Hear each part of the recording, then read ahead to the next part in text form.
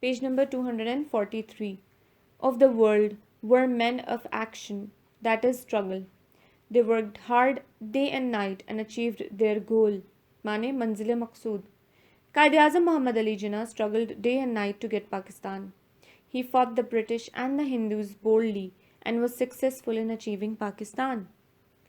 Sahibzade Abdul Qayyum Khan was not a great man by birth. He was not born with a silver spoon, mane chamach, in his mouth. He belonged to a poor family. He struggled constantly and reached the top of success.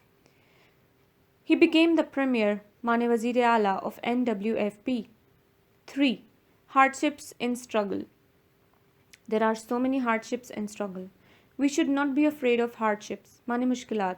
We should face the hardship boldly and courageously, mane hausla se. Struggle is always followed by rewards, mane inamat. Our holy prophet's life is an apt example of struggle. When he started his mission, the people of Makkah stood against him. They tortured, mane iza dena, him and his followers. They left no stone unturned to oppose him. But the holy prophet went on with his mission. He did not lose heart. He faced all sorts of hardships. He struggled hard and was successful in the end. Number 4. Man is the most active animal. Man is the most active of all animals. The activities of all other animals are limited only to their search for food and reproduction of offsprings. But man's activities spread over a far wider field. He does not only grow food and produce children, but he also makes numerous useful and beautiful things for the security mane tahaffuz of his life. He has, page number 244, built up a complex social organization, and for the proper satisfaction mane tasalli of his wants, an equally complex economic system. Man's energy flows through many channels and through multifarious mane gonagu activities. Number 5. Greatness lies in the capacity to act. Man's greatness, therefore, lies in his capacity to act. The most active nations of the world have been most progressive. They have made progress in different spheres of life. They have built their industries, have developed their natural resources, manizarai, and have expelled poverty from their land. They have often penetrated manijana into foreign lands and built empires across the seas. Thus, they have brought to their land and the riches from remote corners of the earth. Number 6. Inactive nations. Inactive nations, on the other hand, live in sloth, mane, susti, and poverty. They are dominated by foreigners who develop their resources for their own benefit. They become their slaves and work for strangers, mane ajnabi, in their own land. Thus, slavery demoralizes, mane himmat past karna, them. The history of mankind shows that the nations given to hard labor and constant work have made great achievements, while the achievements of the dull and inactive have been very small. Action is the royal road to success, both for nations and individuals. The philosophy of action, therefore, has been highly valued through the ages. Number 7. Action is outcome of thought. But action is the outcome, mane natija of thought. Great actions come out of great thoughts. If our thoughts are mean and narrow, our actions will be cruel and selfish. If, on the page number 245, other hand, we think of the good of mankind, we shall strive to do good to everyone. The actions of good man are inspired by the ideal of universal, mane alamgir, love and brotherhood. Struggle should not be geared, mane jana, towards selfish motives. Struggle without the well-being, mane bhalai, of others leads to injustice and social disparity, mane adam musawat. Essay number 36. Failure of democracy in Pakistan, or democracy in Pakistan. Number 1. Definition of democracy. Democracy is a system, mane nizam, in which people elect their representatives, mane numainde.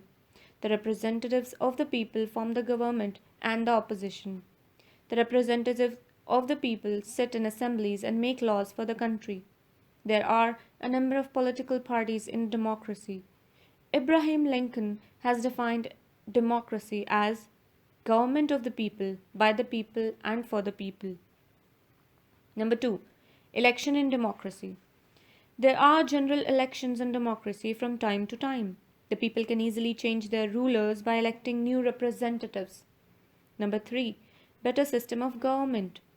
Democracy is a better system of government than others. The people enjoy more political freedom in this system.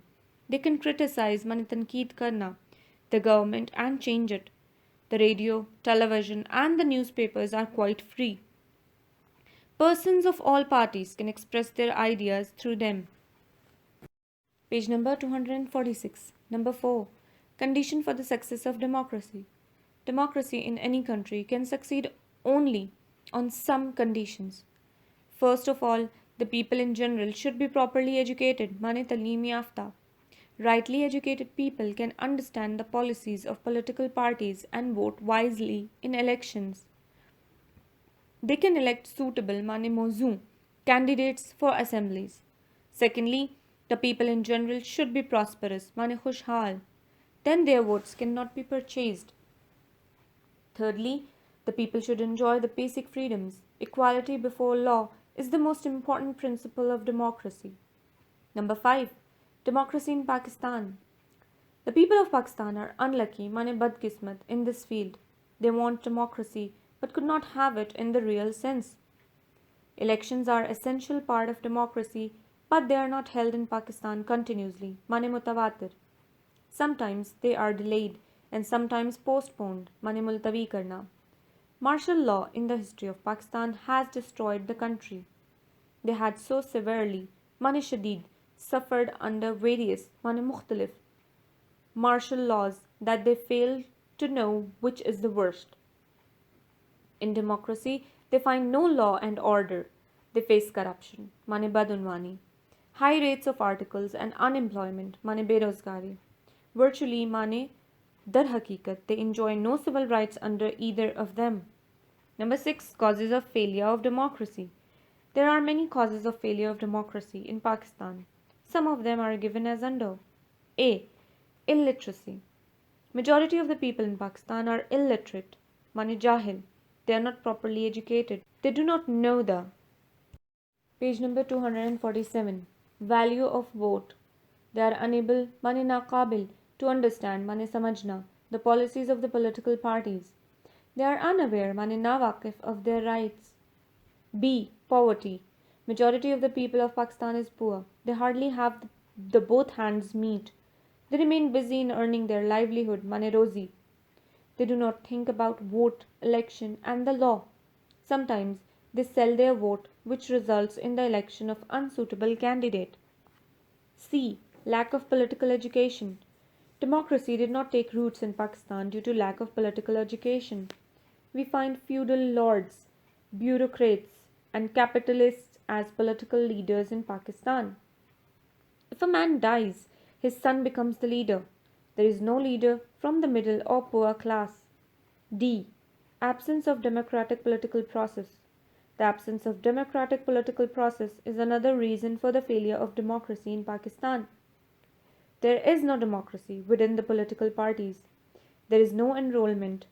Leadership is mostly a family affair. The son becomes the leader after the death of his father. E. Lack of vision and mission. Most unfortunate is the lack of political education among the party leadership. They lack mani kami hona, vision, mani durandeshi, and mission. They do not know how to tackle division on provincial, linguistic, mani zaban wali basis, religious, sectarianism, and violence, mani tashaddud, and to secure the nation from the grip, mani girift, of feudal culture, castes, and tribes. F. Making of Constitution. After independence, the making of Constitution was page number 248. Delayed. The political process did not start in earnest, mane sargaram, and even if did, it was subverted, mane ulat palat karna, now and again. If we want the success of democracy in Pakistan, we should plan democracy properly. We should prepare the ground in order for democracy to take the roots. We should educate our people. We should end poverty. We should create a sense of understanding and tolerance, mane bardasht, in the people. Political parties and leaders must show some sense of responsibility. Essay number 37, Muslim Unity. There is a great need for Muslims of the world to unite. There are some reasons for it. Number one, to keep independence. First of all, the Muslims of the world cannot keep their independence, mane azadi, without unity. Muslim countries all over the world are faced with the greatest dangers, mane khatrat. In the Middle East, mane Mashriq-e-Wusta, the Arab countries are facing the danger from Israel and its supporters. Turkey is facing the danger from Greek and other countries. Pakistan is all the time faced with dangers on its borders from different sides. 2. To become powerful. If all the Muslim countries unite, they can become very powerful. They can have armed forces superior, mane bartar, both in number, mane tadad, and in weapons. Then no other country can think attacking any one of them. 3. Defense. For the purpose of defense, Muslim countries can, page number 249, have a joint command, mane mushtarka command, of their armed forces. Attack on one Muslim country should be considered, mane samajh jana chahiye, an attack on all others. There can be a central organization, mane tanzeem, of all the Muslim countries, giving them advice and suggestions in matters of defense. It can arrange meetings of the chief armed forces. It can also collect funds from them and set factories producing the latest arms. Number 4. A great economic power. Muslim countries can also come to have great economic, mane power if they unite. Most Islamic countries have very rich resources, mane zarai. The Arab countries can use their resources together for common purposes. They can have common banks and trading companies. Thus, all these countries can use their resources together and grow richer and more powerful. 5. Pacts and agreements. Muslim countries can unite in different ways. They can make pacts, mane or agreements for trade and travel. If possible, they can have a common government in the end. Or at last they can have a confederation, mane neem wafaq, or a United Nations, organization of Muslim states. There can be a general assembly of all Muslim states. Delegates to it should discuss ways of uniting further and facing their enemies jointly. Muslim states should forget and give up all their political differences before forming a confederation or United Nations. They should sign an agreement about this, the RCD, Regional Cooperation for Development, a pact mane muaida among Pakistan, Iran and Turkey, and Islamic summits, mane Sarbarahi Conference, may step in this direction. Page number 250. Number 6. Mutual visits. The people of one Muslim country should visit another Muslim country as often as possible. The language of one country should be taught in another. The people of one country may get close to those of another even through marriages. The Muslims of the world should unite as soon as possible. Now they have a golden chance to unite and become powerful. Essay number 38. Energy crisis in Pakistan. Energy means source of power such as fuel used for driving machine, providing heat, etc. It is the ability to put effort or enthusiasm into an activity or work. In modern age, energy has become very important for development. The countries that have more energy are certainly, mane yaqinan, more advanced than the ones with less of it. It is used for domestic as well as industrial development. Number 1. Sources of energy. There are so many sources of energy. These are the sun, atom, oil, gas, forest, water, and air. The more sources you have, the more developed you are. Number 2. Energy in Pakistan. Pakistan has limited sources of energy. It has limited mane mehdood oil. It imports a lot of oil from the other countries to fulfill its requirement. As regards natural gas, it is decreasing day by day. Sun, coal, and air have not been properly used to. Page number 251. Get energy. We are using water to run hydel power stations, but it is also very limited. As far as atom is concerned, we have only an atomic power plant at Chashma. It produces energy to a limit. Number 3. Crisis of energy in Pakistan. Pakistan is facing severe mane shadid energy crisis. There is a shortfall, mane kami, about 4,000 megawatt electricity. We are in need of about 14,000 megawatts of electricity, but we generate hardly 10,000 megawatt electricity. Our oil consumption has gone up these days. It is due to the law and order problems in the country. The energy produced by hydel power is very low. It cannot fulfill the requirements, mane zaruriyat of the country. These are increasing day by day. We need energy not only for domestic, mane gharelu, but also for the industrial development. Our industry is suffering for want of energy. Pakistan's energy requirements are expected, mane ummeed karna, to be doubled in the next 5 years. Number 4, demand for electricity. The demand for electricity is increasing day by day.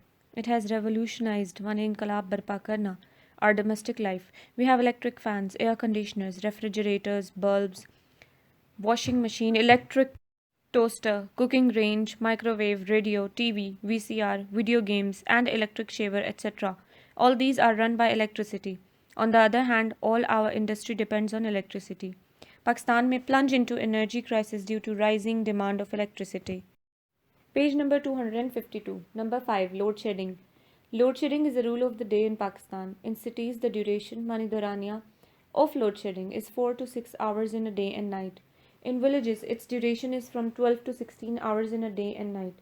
The people living in cities or village are tired of it. The industry has suffered a lot. WAPDA authorities make us believe that present energy crisis in the country is because we have failed to build new dams. Number 6. Solution. Number 1. We should save electricity at domestic level. We should use energy saver bulb in place of tube or ordinary bulbs. Number 2. We should use electricity to the minimum so that our industry may run and our economy be saved. Number 3.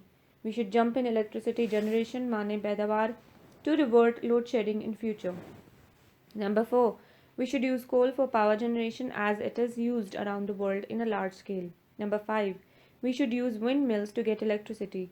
It is very feasible, mane kabile amal, for remote villages, deserts, mountains, and coastal areas. Number 6.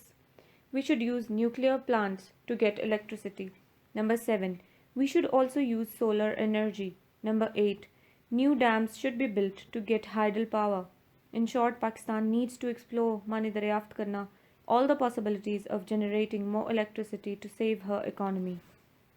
Page number 253. Essays in outlines. Number 1. Competitive swimming. Develop the following point into a well-organized, coherent essay of about 500 words on competitive swimming. Your essay should have 5 paragraphs with each point developed into a complete paragraph plus an introduction and a conclusion. 25 marks. Number 1. Introduction. Number 2. Competitive swimming provides same benefits as other sport, is good exercise and builds muscular strength. It promotes cooperation among team members, especially in relays. Number 3. Competitive swimming provides some additional benefits. Swimming is an important skill that can be used forever. There is a reduced risk of injury. Each swimming can easily chart his or her own progress. Number 4. I regularly watch swimming competitions on TV, whether Olympic, World Cup competitions, or local. I enjoy them all. Or, my personal experience as a competitive swimmer, I enjoy working with my coach. I have made a lot of friends on this swim team. Number 5. Conclusion. Page number 254. Essay number 2. Women of Today. Develop the following points into a well-organized, coherent essay of about 500 words on women of today. Your essay should have 6 paragraphs with each point developed into a complete paragraph. Number 1. Introduction.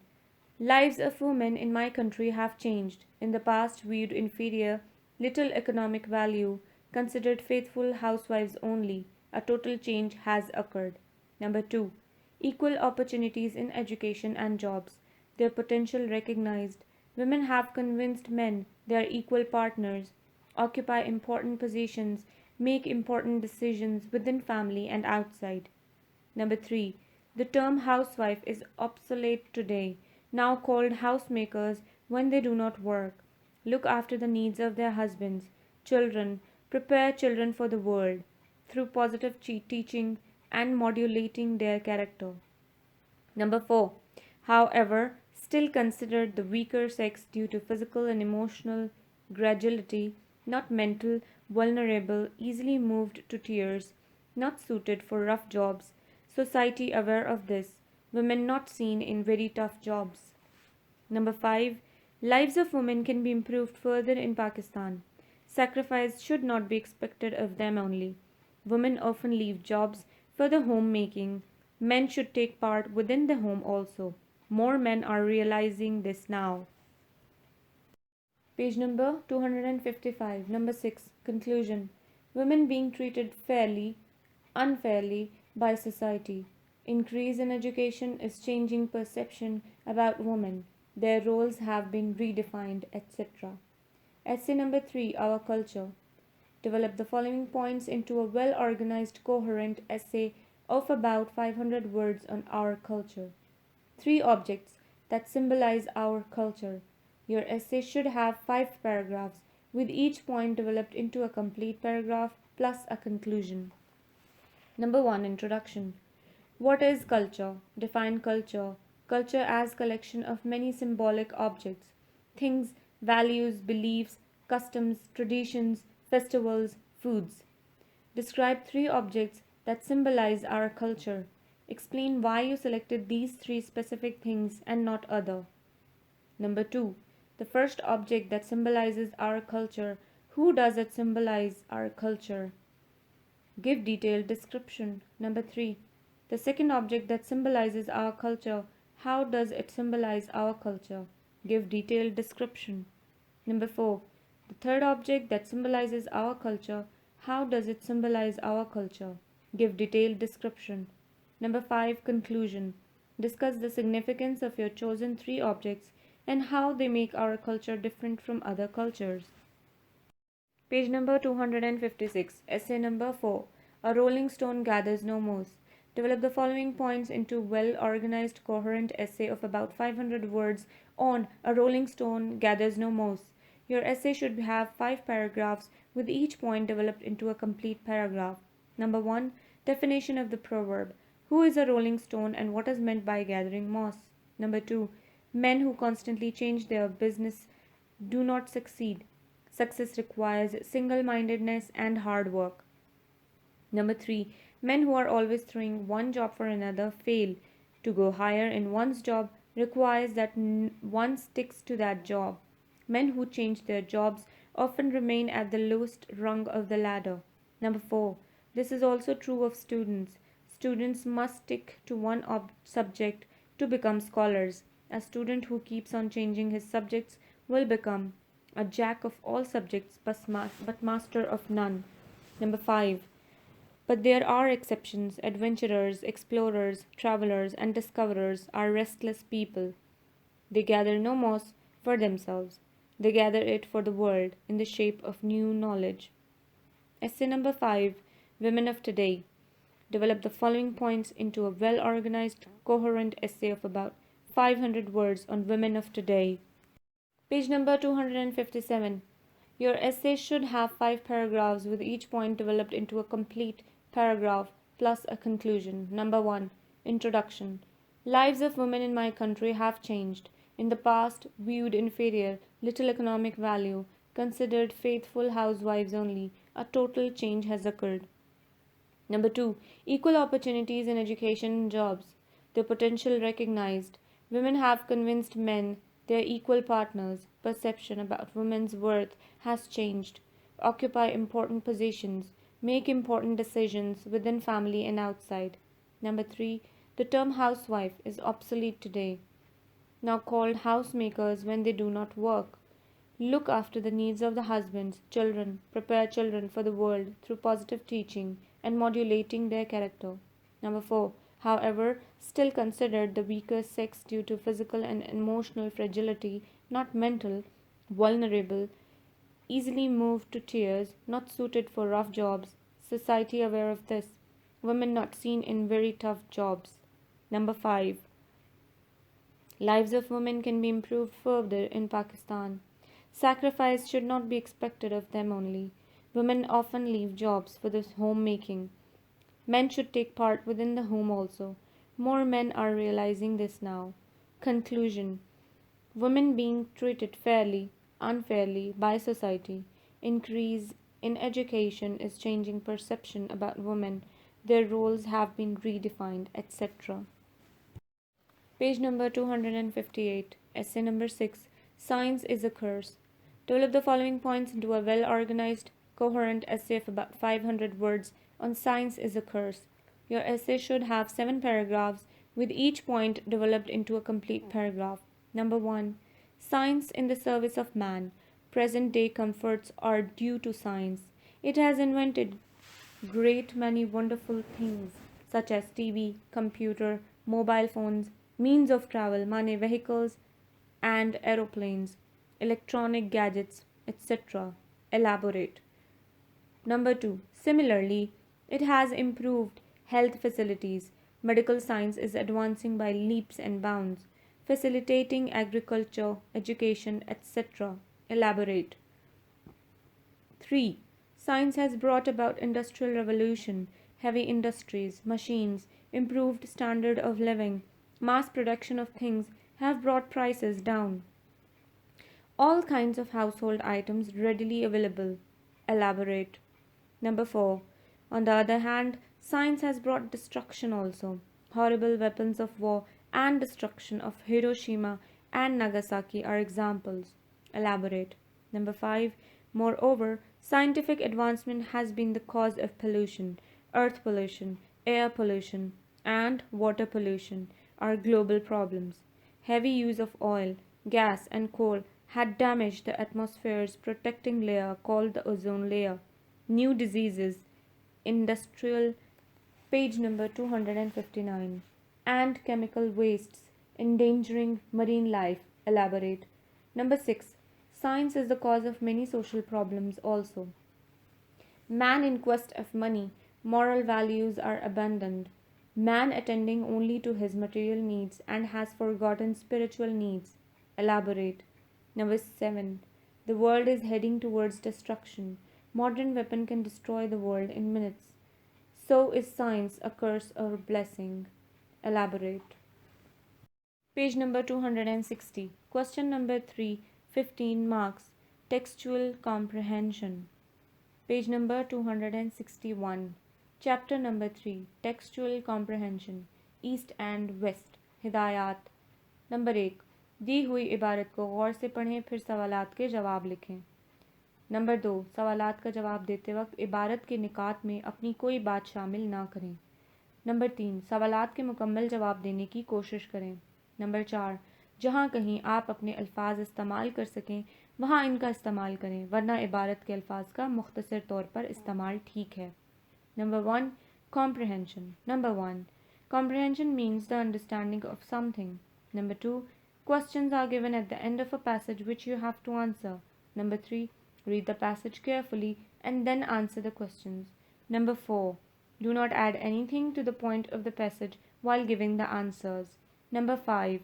Try to give complete answers. Page number 262. Solve the examples. Number 1. Peshawar.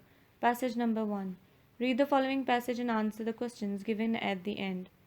The approach to the mosque is from the central square of the old city, the Chowk Yadgar, the street of the silversmiths, a dozen feet wide at the most, winds up a steep hill. On both sides, 3- and 4-story buildings exclude the sun, permitting only an occasional flash on the heavy necklaces, earrings, and anklets which hang in the open shop fronts. Above is a narrow avenue of blue sky, winding up the hill in perfect parallel to the dark canyon of the street. Halfway up the hill, shining against the blue, brighter and purer than any bangle in the street below, hang the dazzling wild minarets of Mahabat Khan. Beneath them, in the center of wide tiled court, is a pool, mysteriously clear and cool in the mist of the hot murky huddle of the city. Turbaned men, black bearded, white bearded, and red bearded, move sedately about, stopping kneel bow in prayer on the rich carpets that are scattered on the tiles. It is not difficult to understand how even the wildest young Afridi from the hill can find peace here. A friend who was with the obtained permission from the Imam of the mosque to ascend one of the minarets. From it we looked out over the city. Life was going on the jumbled roofs and balconies spread out below us. A group of Page number 263. Men drank tea and took their turn at the chillum, the simple Pathan hubble bubble pipe. A knot of women squatted, chattering as they sorted spices. Page 2. Questions. Number 1. Describe the Mahabat Khan's mosque in a few sentences. Number 2. Narrow avenue of blue sky. What does the author mean by this phrase? Number 3. What do you come to know about the street of silversmiths after reading the passage? Number 4. What was a group of men doing? Number 5. Suggest a suitable title for the passage. Answers. Number 1. The Mahabat Khan's mosque is situated halfway up the hill near the Chokyard Gar, Peshawar.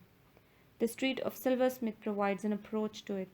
The beautiful mosque has dazzling white minarets. It has a large tiled courtyard. There is a clear and cool pool in the midst of the yard.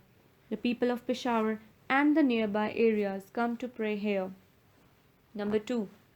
The author means by the description that only a narrow sky can be seen up above the street of silversmiths. The street is hardly 12 feet wide. Hence the sky which can be seen from the street is rightly termed by the author as narrow avenue of blue sky. Number 3. The street of silversmiths is situated near Chokyard Gar, Peshawar. It is hardly a dozen feet wide, but on both of its sides there are multi-storied buildings. The bazaar presents good opportunity for a buyer to buy all sorts of ornaments which he wants, because it is rich with. Page number 264. Varieties like all other specialized bazaars of Peshawar. Number 4. A group of men was drinking tea and taking their turn at the chillum, the simple Pathan hubble bubble pipe. Number 5. The beauties of the Chokyard Gar. Chapter number 2. The Indus in Fetters, passage number 2. Read the following passage carefully and answer the questions at the end.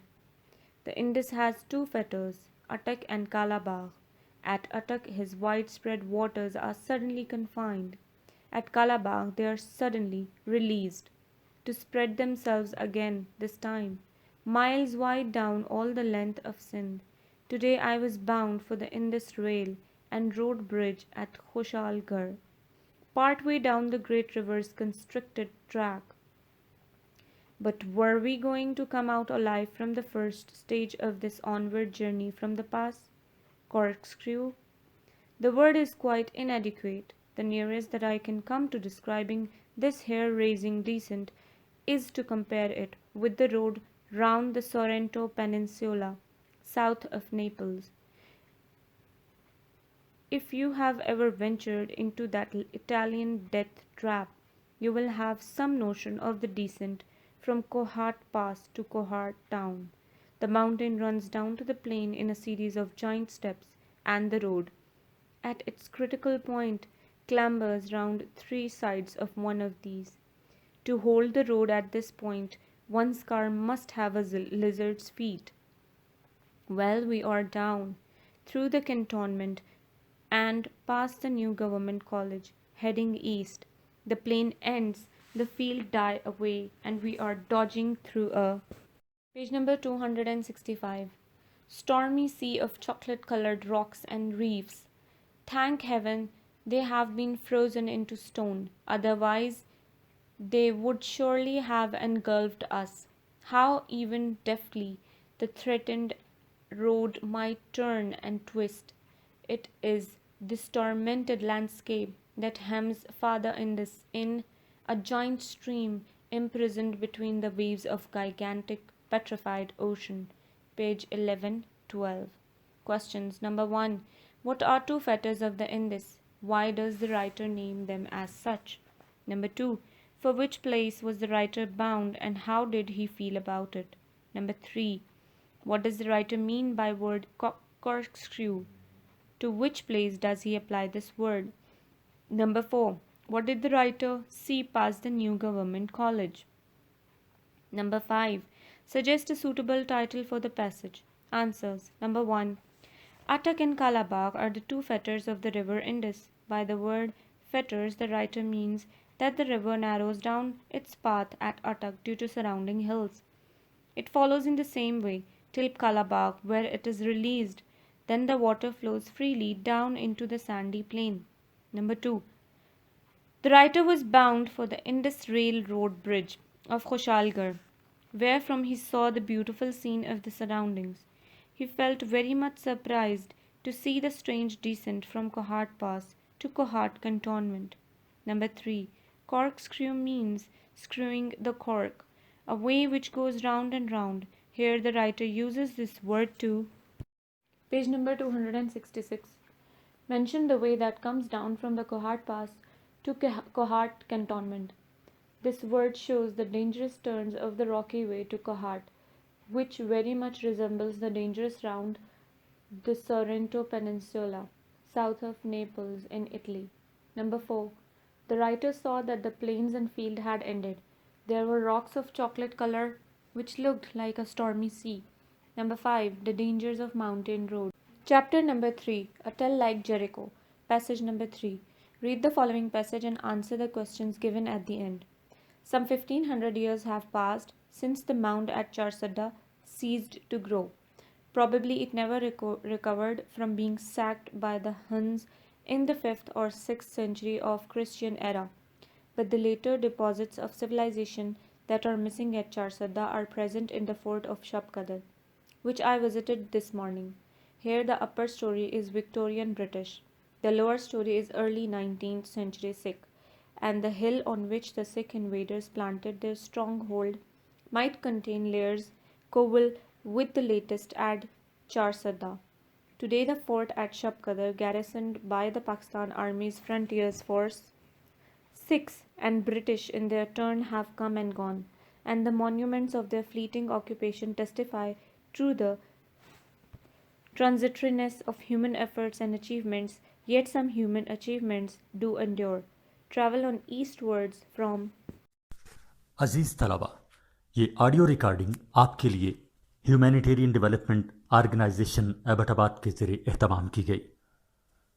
Humanitarian development organisation Abbottabad 2011 से अपनी मदद आपके तहत सेहत, तालीम और मुआशी खुद मुख्तारी के शोबों में बेहतरी के लिए कोशां है। इदारा ने न सिर्फ खैबर पख्तूनख्वा बल्कि मुल्क भर के नाबीना तलबा की तालीमी मुश्किलात और रुकावटों को दूर करने के लिए एफ.ए. ता मास्टर्स लेवल की निसाबी कुतुब और कोर्सेज़, जिनमें इलामा इकबाल ओपन यूनिवर्सिटी के कोर्सेज़ भी शामिल हैं, को ऑडियो रिकॉर्डिंग में मुंतकिल करने का एहतमाम किया है, ताकि नाबीना तलबा आला तालीम तक रसाई हासिल करके मुल्क कौम की तरक्की और खुशहाली में अपना भरपूर किरदार अदा कर सकें। ये तमाम ऑडियो रिकॉर्डिंग्स नाबीना तलबा को बिल्कुल मुफ्त फराम की जा रही हैं। नाबीना तलबा के अलावा दीगर तलबा भी इस तालीमी सहूलत से इस्तिफ़ादा कर सकते हैं। Humanitarian development organisation Abbottabad, email hdoatd@gmail.com, website hdorg.net, राब्ता नंबर 03459541 यानी 0345 95 41 838। page number 267. Charsadda to Takhte-Bai, and you will find a monument that has quietly conquered time. Takhte-Bai is an isolated mountain that rises abruptly from the plain above the village of Shahre-Behlul. It does not rise very high by comparison with the glistening Sierras of the Hindu Kush and the Himalayas, which are visible from the summit of Takhte-Bai in clear weather. Measured from plain level, the altitude of Takhte-Bai may not be more than about 1,000 feet, but its precipitous flanks and razor-sharp ridges make it true mountain in miniature, and its steep shoulders carry the massive remains of a Buddhist monastery. Here the monks attained the goal of their austere spiritual exercises. They won their way out of this world of appetite and recurrence into the serenity of the timeless state, and this serene timelessness pervades their empty courts and cell. Down below, the plain is still fast bound in the grip of karma. Down there, crops and culture have never ceased to change. Shere Belul is an archaeologist's happy hunting ground. It stands on the site of a city of Gandharan age. Climb the peak of the mountain from the monastery and look over the top, and you will see below you a post war sugarcane crushing mill. On the plain, the wheel of life is turning at an accelerating pace, but there on the mountain, all is still. Page 16-17. Questions. Number 1. What, according to Toynbee, is the difference between the mound at Charsadda and the fort of Shabqadar? Number 2. Give a brief account of the ideals and the ways of life of Buddhist monks. Page number 268. Number 3. Sikhs and British in their turn have come and gone, and the monuments of their fleeting occupation testify to the transitoriness of human efforts and achievements. Explain. Number 4. Why, according to Toynbee, had the monument at Takhtabai conquered time and endured, whereas the monuments of the Sikh and the British have not? Number 5. What is karma, and why does Toynbee say that the plain of Shahre Belul is still fast bound in the grip of karma? Answers. Number 1. The mound at Charsadda is like a giant footstool. It contains ancient deposits of over 2000 years. It has ceased to grow. No more buildings were constructed here after the 5th century. The fort of Shabqadar was built much later. It contains the deposits of recent time. Number 2. The Buddhist man believed that desires are the main cause of men's sufferings. Man is born to the world again and again as a punishment to his greed. So the monks renounced all desires. Number 3. Sikhs and British came here in turn. Sikhs built the lower story of the fort of Shabqadar and British built the upper story. They are no more here, but the monuments of the human efforts are present here. Number 4. The monuments at Takhtabai have conquered time and endured because these were the result of the struggle of Buddhist monks. The Sikhs and British could not endure because they both worked for material ends. Page number 269. Number 5. Karma is a Buddhist concept of reward and punishment. According to this concept, human desires are the cause of man's sufferings. When a man gives up all his desires, he is released from the grip of karma. Till then, he appears again and again in different forms. Unlike monastery, the plain of Shahre Belul is changing. It is still in the grip of karma. Chapter number 4. 2 wheels over 9 glaciers. Passage number 4. Read the following passage and answer the questions given at the end. At this point, I stopped to consider what I should do. To follow the track approximately would be much less exhausting than to take the shortcut, but it might be much more dangerous for someone ignorant of the idiosyncrasies of glaciers. So I decided to drag Rose up the direct route, not suspecting that what looked like a 20-minute climb would take almost 2 hours. By now clouds were dark close, and a sharp wind sent gusts of snowflakes whirling around me at intervals. I revelled in this and went bareheaded, enjoying the keenness of the air. High peaks surrounded me, cutting off the valley below, and it was a rare joy to move along among them with the chaotic symphony of re-echoing thunder as background music. I was now higher than I had ever been before, and when I stopped at 6-minute intervals to regain breath, my heartbeat sounded as loud as the thunder. The suffocating. Page number 270. Sensation frightened me until I realized the illusory feeling of repeatedly coming to the point of death was simply the mountain's way of teasing novices. By the time I was halfway up, the pony's wisdom seemed open to doubt. Their trail crossed many outcrops of rock, and every time I lifted Rose over one of these barriers, I collapsed with exhaustion. In places, the snow was so soft that I sank into it up to the knees. Elsewhere, it was so hard that even the pony's hoofs had made little impression, and I kept upright only by driving my specially nailed boots into it at each step, a process which still further exhausted me. After about an hour and a half of this struggle, I was at the peculiar stage when one does not really believe that one's objective will ever be reached, and when one's only mental awareness concerns the joy, to some incomprehensible, if not downright unnatural, of driving one's body far beyond the limits of its natural endurance. Then, having dragged Rose up another savage gradient and over yet another litters of boulders, we suddenly found ourselves on a level plateau, about a quarter of a mile square. Sitting where I had subsided beyond the rocks and still clutching Rose, I slowly assimilated the unlikely fact that we were on Babusar top. Page 1920. Questions. Number 1. What does the writer mean by the idiosyncrasies of glaciers? Number 2. What is the weather like and what is its effect on the writer? Number 3. What does the writer experience on high altitude? Page number 271. Number 4. What does the writer say about the snow? Number 5. What is trail? What are the features of the trail the writer is traveling along, and where does it lead? Answers. Number 1.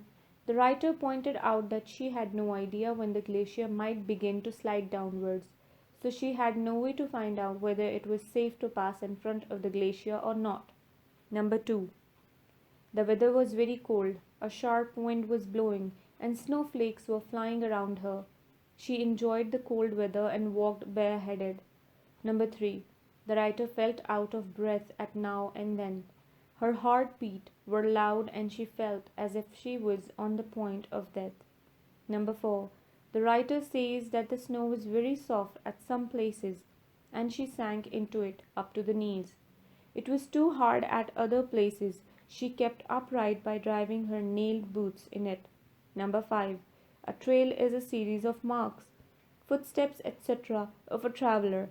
The writer is following the trails of a pony caravan which crossed many outcrops, rocks, and finally led to the Babusar top. Chapter number 5. The People Punny Tiger. Passage number 5. Read the following passage and answer the questions given at the end. The bird had his back towards me and was facing a short stretch of scrub with dense jungle beyond. Dew was still heavy on the ground, and without sound I reached the page number 272 tree and peered round. One antler of a dead sambar, for no living deer would lie in that position, projected above the low bushes. A convenient moss-covered rock afforded my rubber-shod feet silent and safe hold, and as I drew myself erect, the sambar came into full view. Its hind quarters had been eaten away and lying on either side of the kill were the pair, the tiger being on the far side with only his blind legs showing. Both tigers were asleep, 10 feet straight in front to avoid a dead branch, and 30 feet would give me a shot at the tiger's neck. But in planning the stalk I had forgotten the silent spectator. Where I stood, I was invisible to him, but before the 10 feet had been covered, I came into view and, alarmed at my near proximity, he flapped off his perch, omitting as he did so to notice a thin creeper dependent from a branch above him, against which he collided and came ignominiously to the ground. The tigress was up and away in an instant, clearing at a bound the kill and her mate, the tiger not being slow to follow. A possible shot, but too risky with thick jungle ahead where a wounded animal would have all the advantages. To those who have never tried it, I can recommend the stalking of leopards and tigers on their kills as a most pleasant form of sport. Great care should, however, be taken over the shot, for if the animal is not killed outright or anchored, trouble is bound to follow. Page 41. Questions. Number 1. What did the writer see lying near the bushes? Number 2. What was the planning of the author to get a correct shot? Page number 273. Number 3. What was the mistake of the author? Number 4. What advice did author give to the hunters? Answers. Number 1. The writer saw the skeleton of a dead sambur whose hind part was eaten up by the tiger. Number 2. The writer planned to go 10 feet straight and then go to the left side for 30 feet more. Then he would get the correct shot at his prey. Number 3. The writer did not take any notice of the bird sitting in the tree with its back towards him. He forgot about it while planning. As a result, his planning seemed to fail. When he moved, the bird called aloud and tried to run away. It collided with a creeper and fell down. As a result, the tigress woke up and ran away. The tiger also followed her speedily. Number 4. The author advised the hunters to take great care over the shot. If the animal is not killed, it may attack and harm them. Chapter number 6. The Idea of Pakistan. Passage number 6. Read the following passage and answer the questions given at the end. The amount of dogma in Islam is in fact relatively small. Much less than in Christianity, there are few bewildering items such as the Trinity for a doubter to swallow, and the image formed by Western intellectuals over the years of a theocracy. Pakistan must have been helped by the much publicized remarks of that Edwardian. Page number 274. Style agnostic and leftists from Harrow and Cambridge.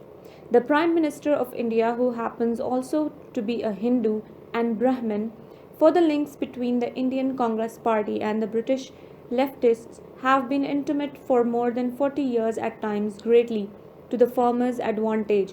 Nevertheless, no major Muslim state except Pakistan has associated itself with the world Islamic in quite this way. Not Indonesia, her only rival in population strength, nor only to the western eye, better no ones bordering the Mediterranean.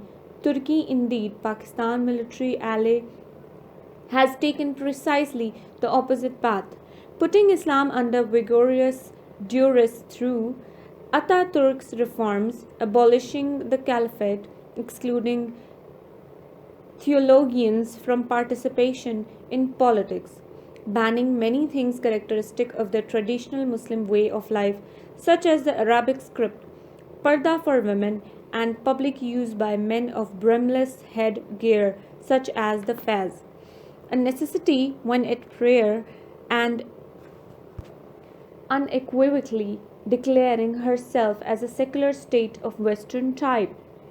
What we are to make of so striking a contrast, much less in this writer's view than people who have not lived in Pakistan might think. Those who have would probably concur that she quite lacks the feel of an intolerant, reactionary society, or indeed of one capable in the normal course of becoming so, and that this was as true under the Constitution of 1956 as it is now. The outward structure of life is Western and liberal. Foreign visitors hear little about the theologians and are cordially received. Christian missionaries experience fewer difficulties than in the professedly secular Indian state. Page number 275.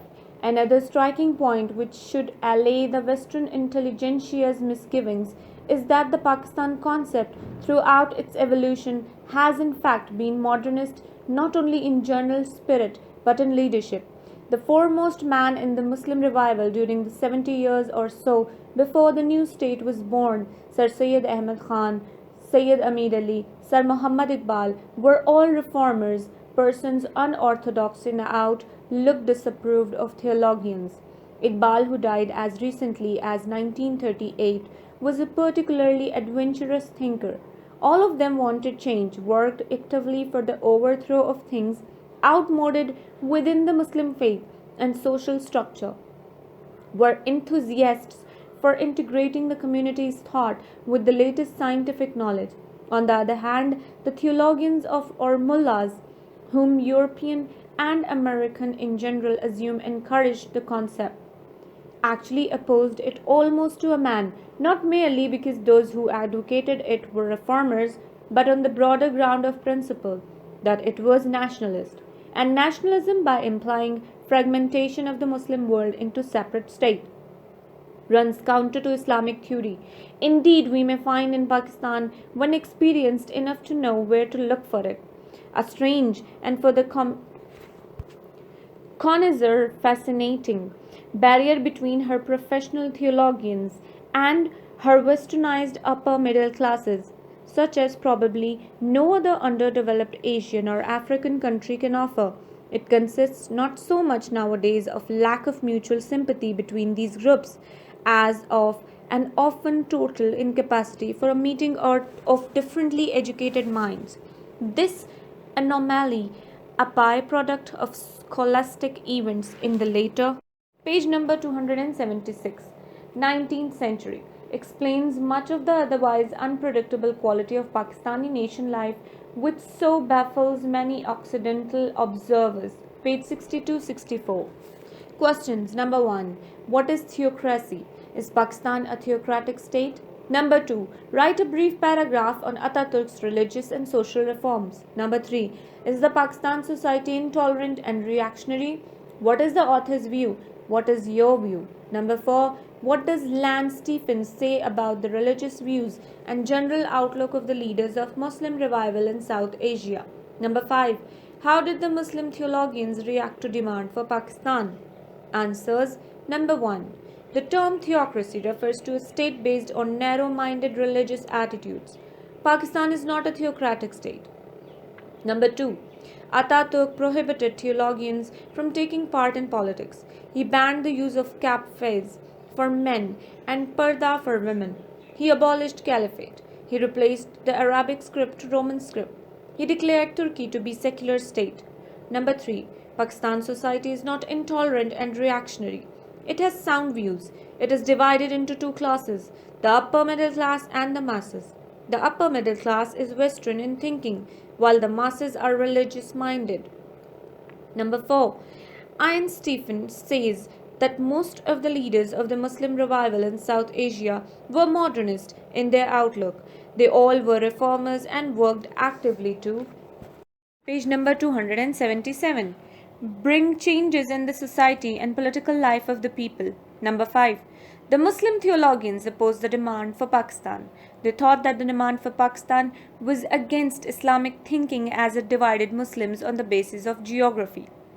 Passage number 7. Read the following passage and answer the questions given at the end. Pakistan is an independent sovereign country in South Asia of about 95 million people, which was brought into being in 1947 to fulfill a religious or cultural aspiration.